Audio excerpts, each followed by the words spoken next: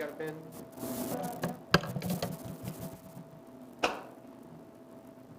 I'm a genius. At least in the pen world, I guess. All right. This is our special study number 3. I want to talk about the law of liberty. Have you heard these phrases before? If not, I imagine you will. But think about this. Jesus cares about relationship, not rules. I don't know if you've heard that, but it is very common in the world today, or something close to it, right? It's that, well, Jesus cares more about our, having a relationship with Him than He's not all about these rules. Well, is that biblical, right? That's a good question we need to be asking. There's another one we're not going to get to today, but hopefully, Lord willing, next week. Give me Jesus, but not religion, or something along those lines. Jesus didn't establish a religion, some might say. Well, what does the Bible say, right? Are these true? Sometimes we're going to have to do that. We're going to have to test the spirits. 1 John 4:1 and many other verses tell us that when somebody says something, we need to see if it lines up with the Bible, right? Everybody can just shake their head like this at least, if you're not going to say yes. All right, so the law of liberty. Go to James chapter 1. You can write there, the law of liberty. The law of liberty. Has anyone ever heard the law of liberty before, besides in the book of James? Heard it at some point, maybe? All right, somebody read James 1, verse 25, and then I'll get somebody else to read James 2 and verse 12. Whenever you're ready. James 1, 25.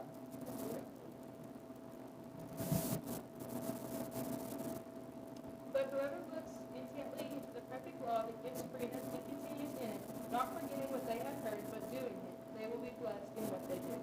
Thank you. All right, so that one said perfect law that gives freedom. That's another way to translate it, sure. What about James 2, verse 12?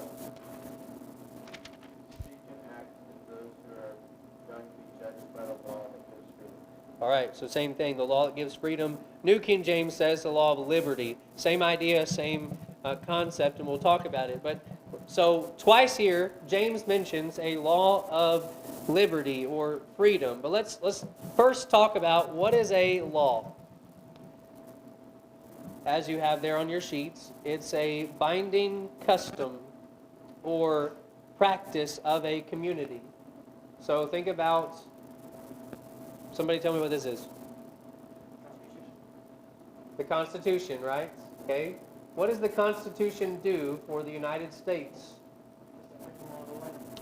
It gives us laws, right, to live by, and that's where you've heard of the Bill of Rights and things like that. The freedom of speech is the first one of those, right? So we have, there's other things. Yes, sorry, yes. Or is that not included, all of those? Maybe I'm wrong. Okay, see, it shows you how much I know. Okay, well, there we go. I'm going to trust you. Hopefully you're right. But I'm going to believe you at least. So we the people, he's saying, this is our law. So this is what's going to govern us. Remember, the first thing that America did, they had this Declaration of Independence. We're independent now from Britain, from the British. They didn't like them. They, you hopefully you know the history, or you'll learn the history. But this is when they created the laws. Okay, we're now free, but now we need some laws, because what happens when there's no law? Lawlessness, right? But what does that mean? What practically what happens? Good things or bad things? Bad, the majority, right? And it's just going to increase in bad things. So we need law. And you can read, again, a rule of conduct or action, and, it's formally recognized maybe like this in the Constitution, or there's laws for different maybe employers that you might have, and rules and orders and things like that. So in the Hebrew, the word is Torah. Torah. Torah. Have you heard Torah before? The Torah, the first 5 books of the Old Testament are called the Torah. The Jews still call it that today because those are the books of law. That's what it means, law. And so you can read there again, a legal prescription of something. that should or must be done. And in the case of God, if God says it, then it must be done, right? Or if he says something should be done, then it should be done as well. So Torah is the Hebrew. In the Greek, it's this idea of nomos. So that's the one you're going to see there in N-O-M-O-S. N-O-M-O-S, a formalized rule prescribing what people must do. So that's very clear as to what a law is, right? All right. Now, this law is a law of liberty. So think about that. It's a rule, a binding rule with restrictions that gives freedom or liberty, right? So what is liberty? What is this? The Statue of Liberty, freedom, given by who? The French, right? French gave it to us. Probably don't know entirely why, but the idea, I mean, I think they hated British, right? That was kind of the idea. So it's like, yeah, we support you in your independence. Well, this is a statue that represents freedom and liberty, okay? Well, when you think about freedom, you do think about, I mean, we think about America. But this idea of liberty is freedom, the state of being free, the power to do as one pleases. So basically, sometimes freedom is power to do what you want, right? In a sense. And that's what they were doing. They were becoming free from Britain. So freedom also could mean freedom from being held in slavery. Now the Hebrew word is, I don't know how to say it, but it's deror. Deror. That's how I'm going to say it. I don't know if it's how it goes. D-E-R-O-R. It means to release someone because they're no longer captive, right? So you think about slaves, or like the Israelites when they were slaves in Egypt or Babylon. So when they were released from there, they were liberated or freed, and that's the idea. Now the Greek is eleutheria, E-L-E-U-T-H-E-R-I-A, E-L-E-U-T-H-E-R-I-A,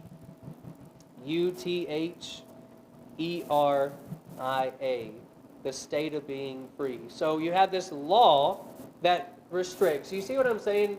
It's almost like an oxymoron, right? It's like this law that's restrictive, but yet it sets free. And so that's why, to me, I wanted to study these things. So answer this. How can a law be liberating? How can a law that's restrictive in nature give us freedom? What does that mean? What do you think? Freedom from the consequences of bad action. Okay, so potentially freedom from consequences, perhaps, of bad actions. Okay, that's an option.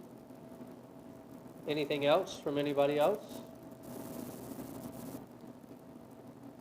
How can a law be liberating? How can it give freedom? In what ways? Anybody else? Any ideas? I want to give you time. I know it's hard to put you on the spot. It's hard for me when I'm put on the spot. No? All right. So, Stanford is partly right.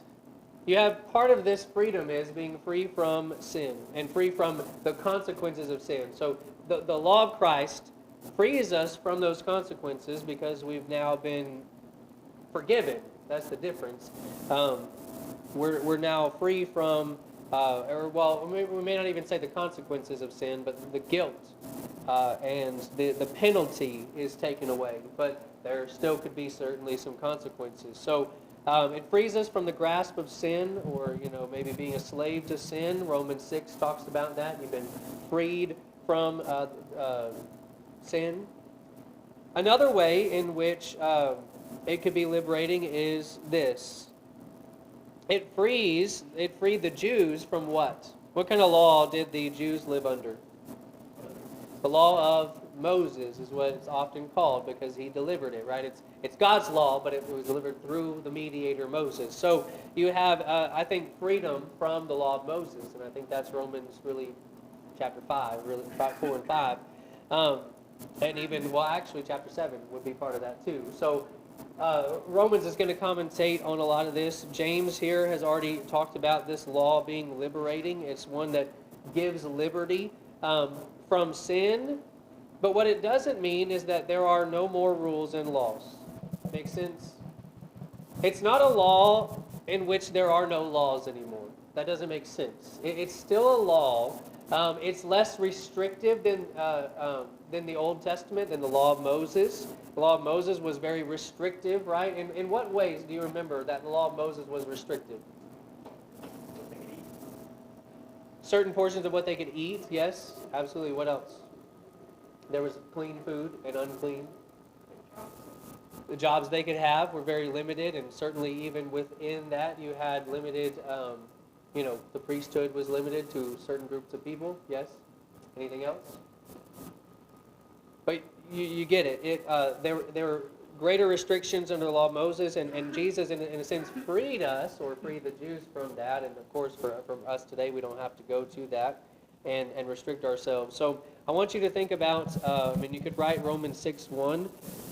Romans 6:1 says, shall we continue in sin that grace may abound? Right? He's basically saying, well, if this freed us from the law of Moses and sin, then we can just go on sinning, was kind of the idea. And he said, no, that's not. God forbid, or may it never be. That's not the case. It's still a law. Jesus has a law. So let's take a look at what Jesus thought about the laws of God. Do you think Jesus obeyed the laws of God? Right, that should be a wholehearted yes, even if just you could stop at, did Jesus obey? And the answer is yes, except for who might Jesus have disobeyed, depending on the situation. The Pharisees and other authorities that were earthly, who went against God's law, absolutely. So, Matthew 5, verse 17. Everybody there? Matthew 5, verse 17. What does Jesus say here? Do not think, this is Jesus speaking, that I came to destroy the law or the prophets. I did not come to destroy it, but to what? Fulfill. To make it complete and done away. And so he's saying that the law of Moses, is not something that I came to just ignore. It's not something that I came to destroy and say this was, useless, but it served a purpose, and so then it was going, it was pointing towards Jesus and his new law, as we'll talk about. All right, turn over to Luke chapter 4, and I want you to see some of the habits of Jesus, at least one habit. If Jesus has a habit, do you think we should probably follow that too? Depending on what it is, right? And the principle within it. So I want you to notice what principle is given here, because there is something that we cannot and should not do as a habit, but there is a principle that's found. And really, Luke 4:16. So he came to Nazareth, where he had been brought up. So remember, Jesus is born in Bethlehem. He's raised in Nazareth, around the Sea of Galilee. And around the sea, he's now left. He's began ministry. And now he's going to begin his ministry here in Nazareth. Well, it says, as his custom was, he went into the synagogue on the Sabbath day and stood up to read. So, what did Jesus make a habit or custom of? What did your translation say of that word custom? Did you say, or is there something different there? No? Okay. That's fine. I just thought it might be different. The idea is a habit. It's a ritual. Again, Jesus was not opposed to rituals as long as they were God-given and they were good and helpful. And so you had Jesus. What did he think about the laws of God? Was it a law of God to go to the synagogue on the Sabbath day? I would say yes.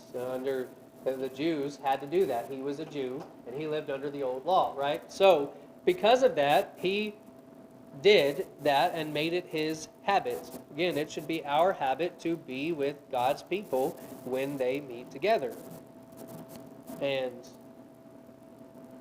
so we go after, but again, there's probably some synagogues here and there around the U.S. I'm not saying go to synagogue. I'm saying go to, the church. All right. I don't have this on here, but let's go ahead real quick. Acts 10. Go to Acts 10. You can write it down. Verse number 38. Acts 10, verse 38. This is the Jesus superhero verse, is what I want you to remember it as. Jesus being a superhero. Acts chapter 10, verse 38, what does it say? Anybody got it? How God anointed Jesus of Nazareth with the Holy Spirit and with power, who went about doing good, healing all who were oppressed by the devil, for God was with him. All right, so Jesus was anointed by God with the Holy Spirit and with power. That's not in the same way for us. We don't have that kind of power. He's talking about miraculous power, which there are none today. So then, what did Jesus go and do? Did good and healed. He was doing good, and then he was also healing. So can you or I go heal people? No. Do we wish we could? Maybe. Yeah, that'd be cool. But that's not the point, and that's not possible today. But what can we do that Jesus was doing here? Doing good. He made a habit of it, right? And that's why I say that the superhero thing. I was always told in grammar and English, you want to remember these things. You know, you do well, Superman does good. Jesus does good, and we as Christians should do good too in that way. It's poor grammar, but at the same time, it's true in terms of what we should be doing. So when Jesus did the law of God, the laws of God, he loved them, he came to fulfill them, and made a habit of them. And I think that's important to understand because, again, if Jesus did it, then we should probably want to do that as well. All right, what did Paul say about the laws of God? Go to Romans 7 and verse number 12. Romans 7 and verse 12.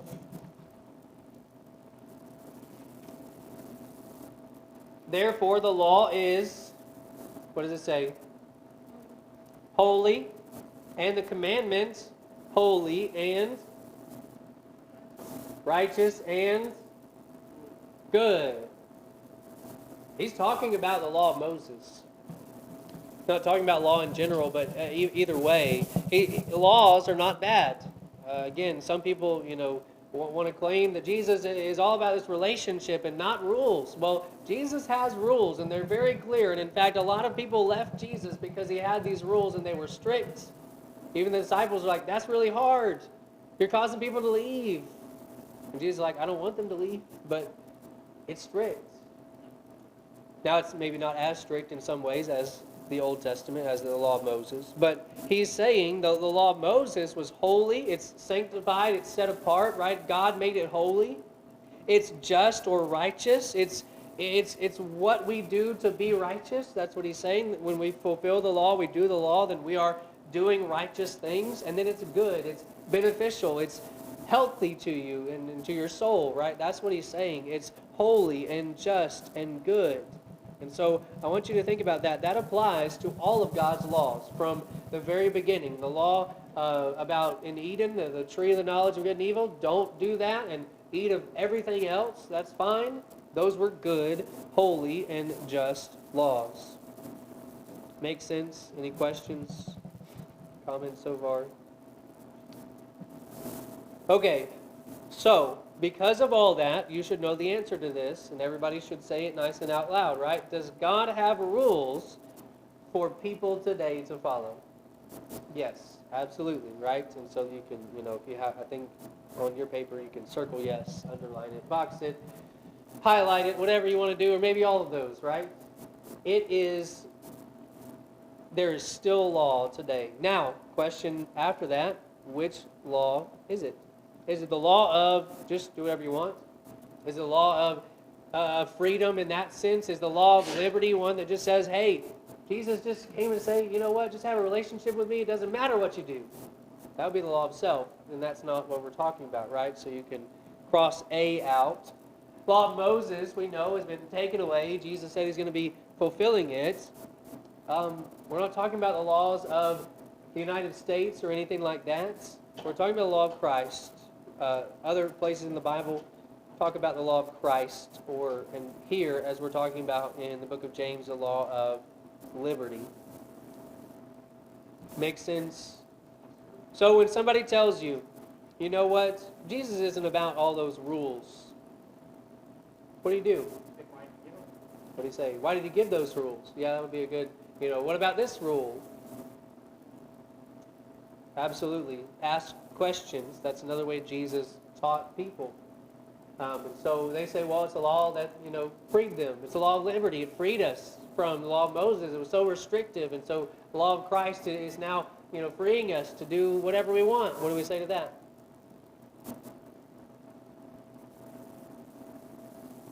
That's not a law. Law does not give you the permission to do whatever you want to do. Right. Law of liberty in the sense that it freed the Jews from the choking law of Moses, but there's still kind of a leash that we're on. It's not choking us. We can still move around with it, but we can't get the end of that rope. Yes. So I want you to think about Matthew 11, I think, verse 30. Jesus said, "My yoke is easy and my burden is light."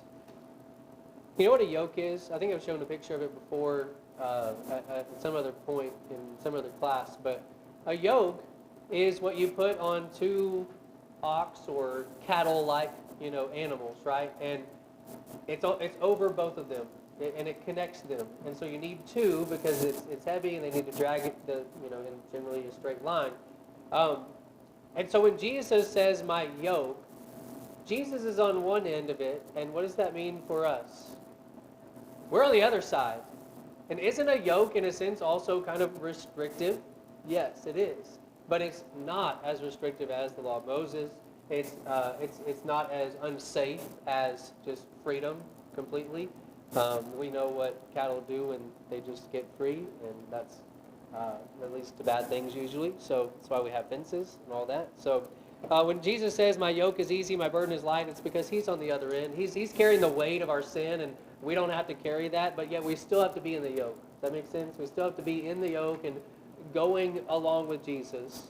That's a key, and a lot of people forget that. A lot of people use that verse in the same kind of way. Well, he's just not. He doesn't care as much about those rules. Well, yes, he does, right? And again, Jesus was pretty strict on a lot of things, and people left him for it.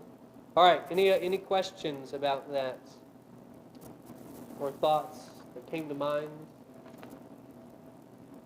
Comments? Nothing? Questions about maybe what we should study? Well, I want you to just think about this for next week. How should we feel about God's laws? So I want you to think about how should we feel about God's laws. I think you can already answer that, but I want you to think about it and see if it's the same as what we've been talking about. So next week, Lord willing, we will get to this idea of give me Jesus, but not religion. Did Jesus create a religion? And does he support a certain religion, or does he support all religions? That would be another question that's maybe kind of related. But there are some people who think, well, Jesus was not in support of this organized religion where there's rituals and things to do every week. Well, maybe that's right. Maybe it's wrong. We want to study that next week from the book of James. So, because I think we can prove it there in the book of James. All right, last chance. Any questions about things we studied? Comments? Was it good and helpful? Okay, I hope so. If it ever's not helpful, please tell me. Tell me nicely so I can, take that home and not just go cry in my bed, right? All right, so I don't think I would do that. But anyways, you never know.